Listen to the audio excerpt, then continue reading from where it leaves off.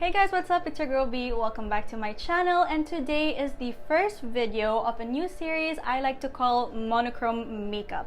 As you can guess, today's color is purple. The inspiration of this look is a makeup look I did a long time ago, and I basically wanted to see if I could do it again. Safe to say, I aced it. It's a very dark but creative look, and I'm so excited to show you how I got it done. If you don't already know me, my name is Bianca and I am a makeup artist posting all things beauty. So if that is the kind of content that you like to watch, then please go ahead and subscribe. And now let's go ahead and start the video.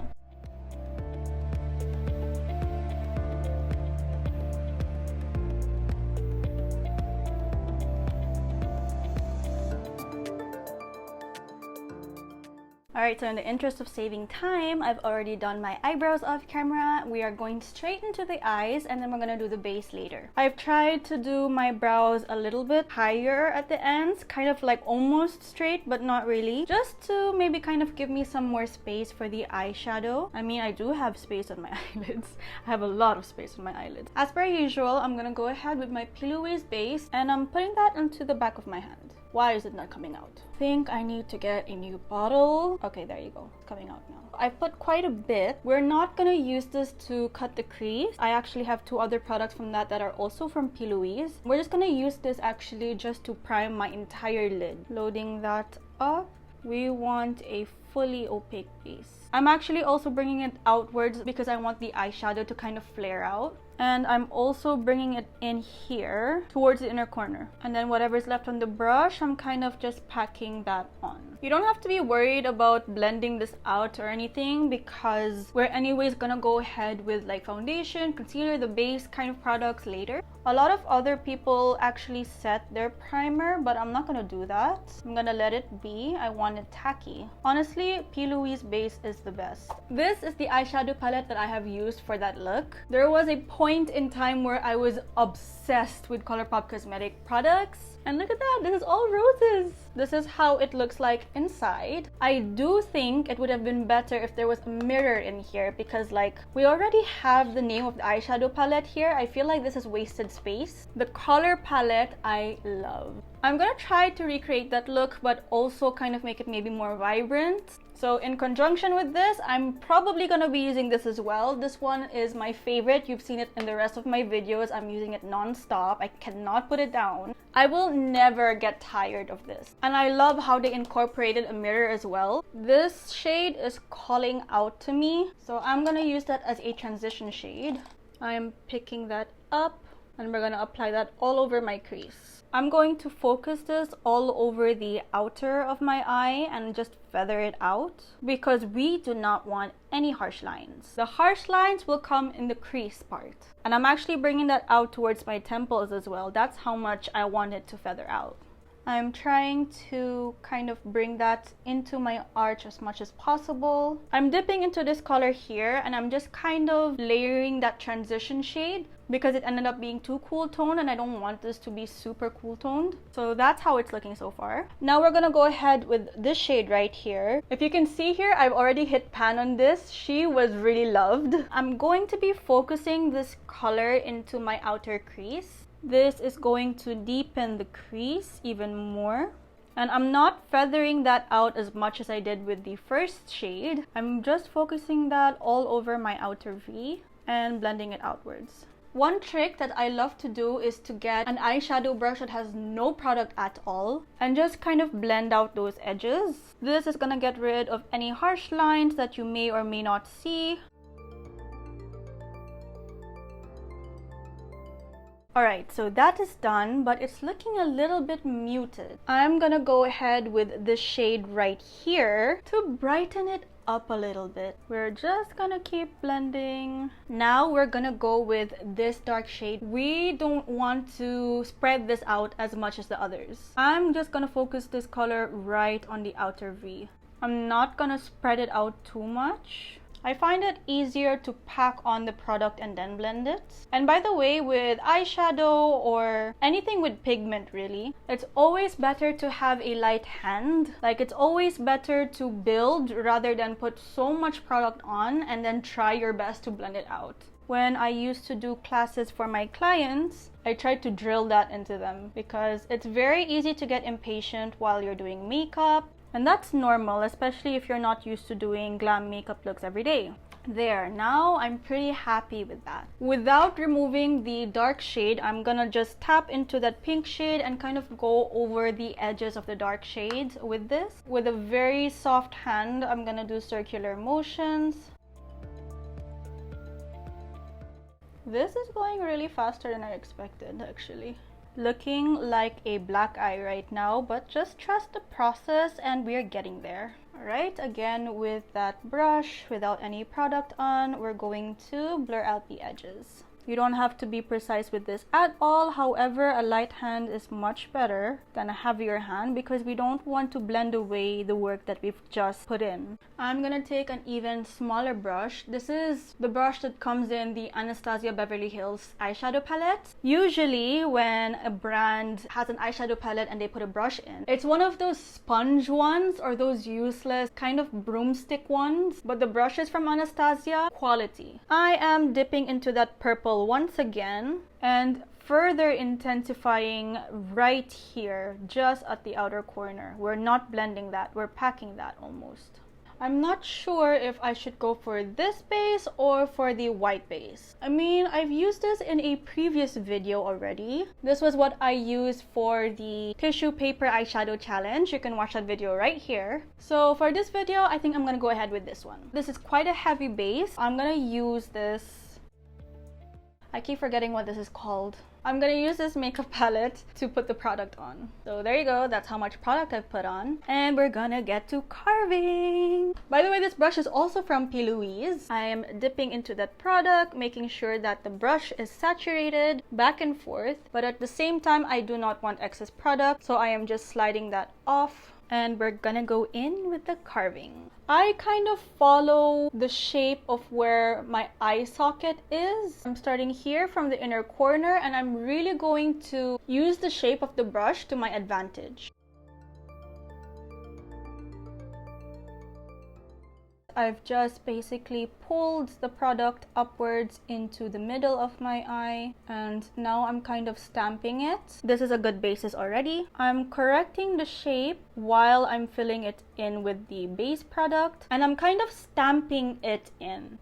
I'm bringing the product towards the center of my eyelid and I'm just fixing the crease on top as well. Now I want to blend that base into my shadow. So before I was holding the brush completely flat onto my eyelid. Now I'm just gonna use the tip of the brush to kind of blend it together. And it doesn't have to be perfect because we are gonna go ahead with other products on top to perfect this look.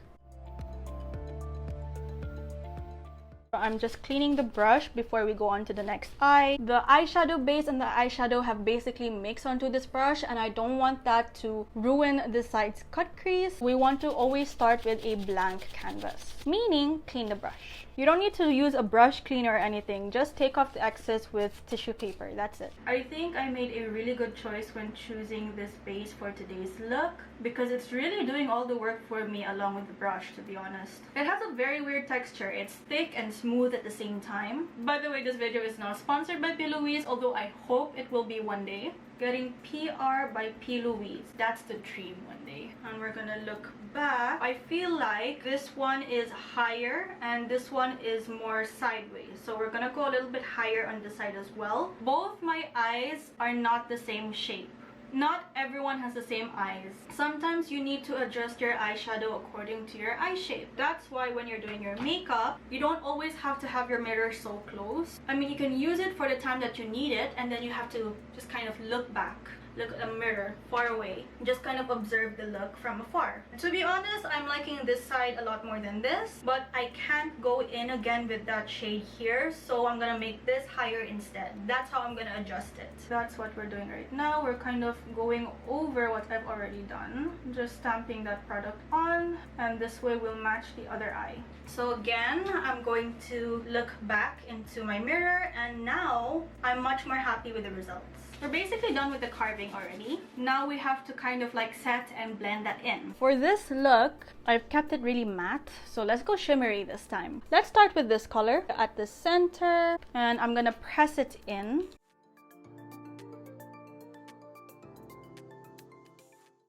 Ooh, I like it.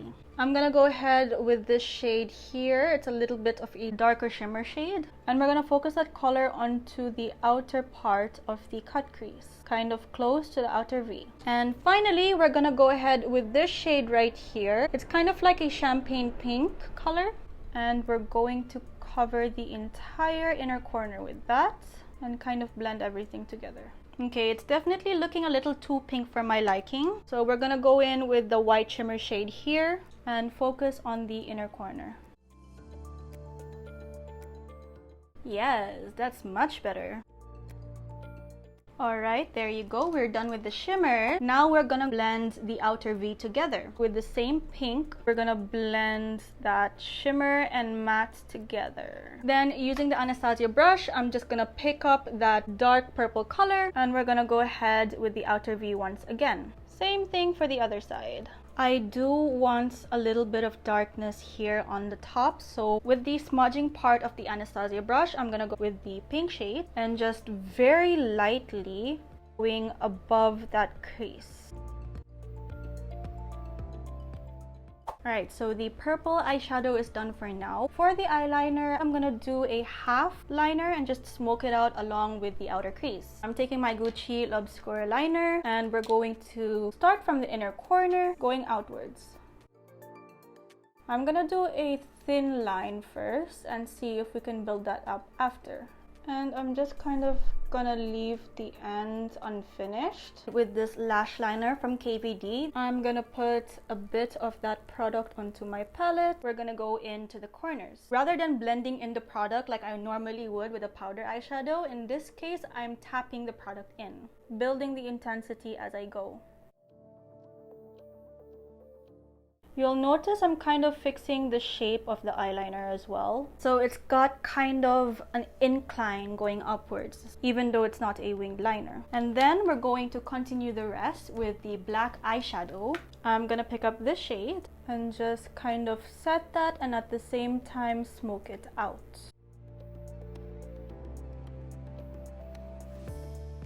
And this is the time where you can kind of blend it out with circular motions. I'm going in with another blending brush to really blow that black out. And this brush still has a bit of that purple in it, so it's going to help blend the two colors together.